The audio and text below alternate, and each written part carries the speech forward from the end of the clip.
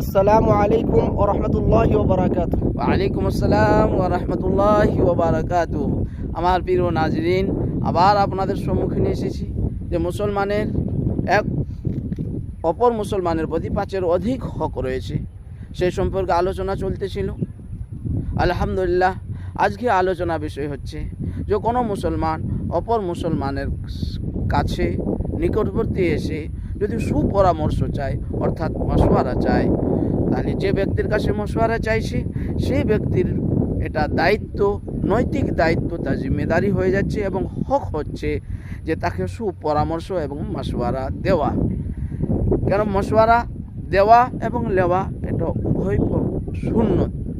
অতএব যে ব্যক্তির কাছে মশওয়ারা নিচ্ছে সেই ব্যক্তি যেন সুপরামর্শ দেয়, এটা ওনার হক রয়েছে। আল্লাহ আমাদের সুপরামর্শ মশওয়ারা দেওয়ার তৌফিক দান করুক।